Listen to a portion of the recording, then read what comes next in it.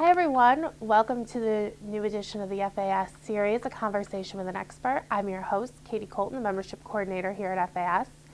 Today we have Mr. Charles Blair, the Senior Fellow on State and Non-State Threats, and Mr. Matt Schroeder, Director of the Arms Sale Monitoring Project here at FAS to speak to us about Syria. Syria has one of the most sophisticated chemical weapons programs in the world and is suspected to have an active biological weapons program. Additionally, there are reports that Syrian rebels have acquired man-pads. Matt, let's begin with you. Can you explain what exactly man-pads are and their use? The acronym MANPAD stands for Man-Portable Air Defense Systems. These are lightweight, portable surface-to-air missiles that are often fired from a disposable launch tube that rests on the operator's shoulder. Since the systems were first fielded in the late 1960s, more than 1 million have been produced, and as of 2004, the U.S. government estimated that there were around 500,000 still in the global inventory. Many thousands have proliferated to non-state groups, and they have been used in multiple attacks against civilian aircraft. New reports indicate that Syrian rebels have acquired man-pads. Is this accurate, and if so, how do we know? Existing evidence does suggest that the Syrian rebels have acquired man-pads. We know that they've acquired launch tubes with missiles, and more recent video footage suggests that they've acquired the complete system, which is a battery unit, a launch tube with a missile, and a grip stock. The weapons documented to date are SA-7s or foreign variants, which are first-generation infrared seekers that are among the most widely proliferated man-pads in the world. Where are the man-pads coming from? We don't know. All we have right now is footage of rebels with the systems. To identify the source, we would need significantly more information, such as shipping documents or markings from the weapons themselves, which, combined with other information, assuming that it's in the public domain, might allow us to trace them back to a specific source. But right now, all we have are isolated and unverified media reports that they could be coming from Turkey. But it's also possible that they've been looted from Syrian depots, which are known to hold many thousands of man-pads. The Daily Mirror reported on August 18th that the CIA has distributed 14 Stinger missiles to rebels in the Free Syrian Army to defend themselves from airstrikes. What are your thoughts on this report? I am very skeptical of the current reports that the rebels have acquired Stinger missiles, which is a U.S.-made man-pads that is among the most sophisticated in the world. The U.S. is one of the global leaders in efforts to prevent the illicit proliferation of man-pads. And the controls on man-pads exercised by the U.S. government are some of the most rigorous in the world. And it would be very surprising if the U.S. government would provide their own man-pads, which are extremely sophisticated. Charles, Matt has addressed the conventional weapons threats. What are some of the unconventional weapons threats that exist in Syria? Well, the unconventional threats in Syria are most likely fairly serious, but before I get into them, it's, I think, important to caveat any discussion about unconventional weapons in Syria by acknowledging that through the open sources, there's no definitive evidence that the Syrians possess unconventional weapons. So it's mere speculation that everybody is relying on. It's probably fairly sound, but it's important to recognize that we really don't know. There are two primary unconventional agents that the Syrians are accused of stockpiling. The first is chemical weapons, which the Syrians most likely have a large stockpiling program, as you mentioned. There are also accusations that they have an offensive biological weapons program, and that's more doubtful. There's much less evidence to support that. But in terms of the chemical weapons come in different classes, different types. Some are more toxic, some are more useful for certain types of operations. But the Syrians are believed to possess crude vesicants, blistering agents, specifically mustard, which is a fairly typical chemical weapon to manufacture if you're beginning to sort of develop that capability. So they also then are believed to have advanced quite a bit in their capability with chemical agents, and they have developed nerve agents, which is the most probably alarming aspect to their program right now. And there's no real consensus on what specific types of nerve agents they have. They most likely have sarin and also VX, which is a much stronger, much more potent nerve agent. So in sum, to answer your question, it's primarily chemical weapons, but also possibly an offensive biological weapons stockpile. What are the best case and worst case scenarios with these suspected chemical and biological agents? That's a great question. And it's changed, I think, over time. Originally, when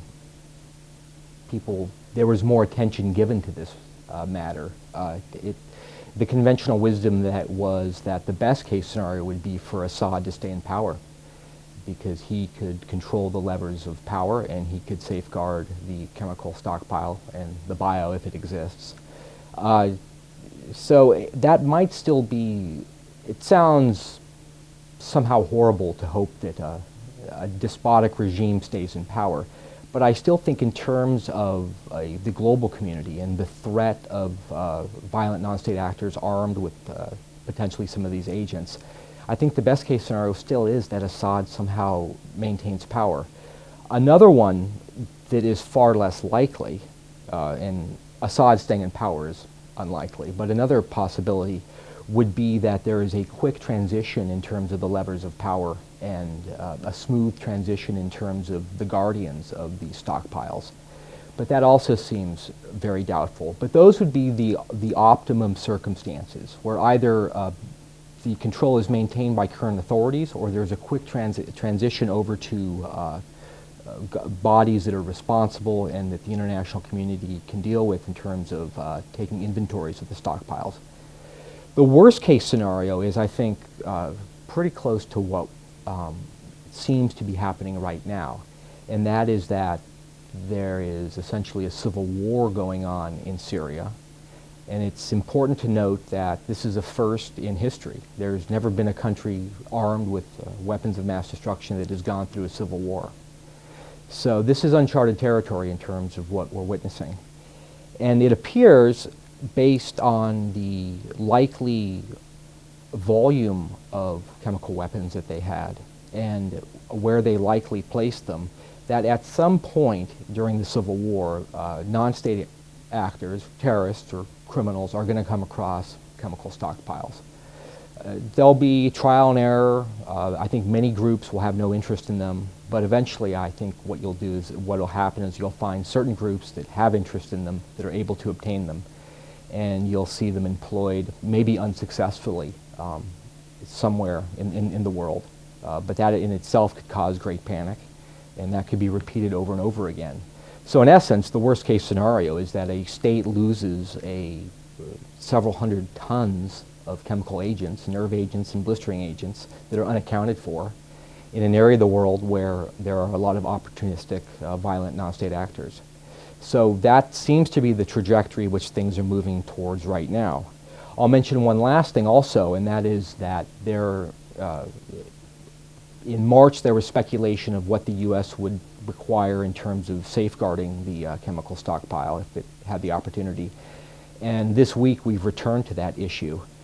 But it seems even with 200,000 coalition troops in Iraq during the invasion a decade ago, the forces there were unable to safeguard a number of highly sensitive areas. So even with 75,000 or 80,000 U.S. forces, it's going to be very difficult to account for and secure the entire stockpiles. So you're looking at, in sort of a fantasy world, a group of nations in the area regionally coming together and doing it collectively. But that also seems very unlikely. And Charles, I'd like to hear your thoughts on the most likely scenario of what will occur in Syria. I don't think anybody a year and a half ago expected, or a year ago, things to have escalated where they were. It's been one surprise after another in terms of the stability of the regime. And predicting the future is always very, very difficult in terms of what's going to happen. There is one thing we can be sure of out of this entire scenario, and that is that there are going to be surprises. There are going to be unintended consequences that come out of it, and they'll probably be quite negative. My impression is that most of the chemical stockpiles will be accounted for. I don't think they have an active offensive biological capability. So most of the stockpiles of the chemical weapons will be accounted for in some way or another, but there will be some leakage of some of the agents that can survive in a multitude of environments, and eventually we will see those appear, hopefully not in a mass casualty attack, but there will be maybe plots interdicted or attempted uses of the chemical agents, or in a worst case scenario, the actual employment of them against a large population. But for now, I think it seems headed to the point where there will be probably widespread civil unrest in Syria for some time, and it seems likely that they'll lose control of at least part of the stockpile, and ultimately some of it will be unaccounted for. And finally, how do you assess the Obama administration's handling of this crisis? Well, it's uncharted territory, as I mentioned before. Before I tell you what I think, I will point out one other thing, which I think is an important point, especially for the Obama administration. The situation in Syria right now, as I mentioned, it's the first time this has happened. But there's another country on this planet that has even more of these types of weapons and is potentially going to go through a similar process, and that's North Korea. Now, it's not for certain by any stretch of the imagination that there'll be a violent breakdown of social order in North Korea prior to any sort of unification, but that's certainly a possibility. And in dealing with people here in Washington, D.C., talking to them, I know that a lot of people in the intelligence community and in government are, for very long periods of time, have been very worried about the North Korean situation because of what we see unfolding in Syria right now. And my point in bringing up the North Korean potential is that any time now we move forward from this seminal event, everything we do will be informed in some way by how we acted in Syria. Whether we want to or not, it's going to be a precedent, and it will somehow shape and filter how future generations deal with similar problems of proliferation and state collapse and violent non-state actors. I think the Obama administration overall has done a good job in terms of balancing what the public needs to know about the chemical threat without sensationalizing it, because clearly the media has gripped onto it as a quick way to get people's attention, and they're not always that careful with the facts. There was recently, as you're aware, quite a bit of criticism against the Obama administration because of his statements this week about repercussions if the Syrians were seen to do certain developments occurred vis-a-vis their chemical agents. I don't share that same criticism. I think that it was important for President Obama to explicitly acknowledge what was going on. And essentially, chemical weapons really are, at least in a social construct, they really are taboo. That's something that has occurred in our society. And for a world leader to remind people of that, I think, is important. Because the regime in Syria, and ultimately many of the non-state actors that are working in that region of the world, want legitimacy within the international community. So when you look at Hezbollah or when you look at Hamas, these are two groups that have territorial ambitions. So the logic in this case is that they would not be interested in chemical weapons because they want to be accepted by the global community. And doing something that is completely taboo is not a good way to get let into this elite club of civilized people. So I think it's good to remind other groups and people in general that there is a taboo against chemical weapons use. And if you're able to communicate that effectively, then really the only threat that you have in terms of violent non-state actors are, in that region of the world, are violent Islamists whose their constituency is not a group of people in a geographic area, but it's God. So in that case, any sort of ends justify any sort of means when you're talking about sort of cosmic destinies. But overall, in terms of what I think the Obama administration has done, I think so far it looks okay. But they're going to have some extraordinarily serious challenges, most likely, that they're going to have to face at some point. And the idea that the U.S. is going to deploy troops to that area, that we are making that threat, is very difficult to believe, given that it's an election year and the amount of troops that would be necessary and those sorts of things. So overall, I think we'll see how things go, but there are very little good is going to come out of this, and it's just going to be one slightly less worse decision after another for the administration.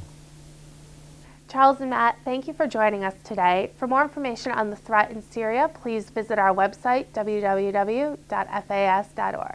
Thank you all for joining us today, and we look forward to seeing you soon.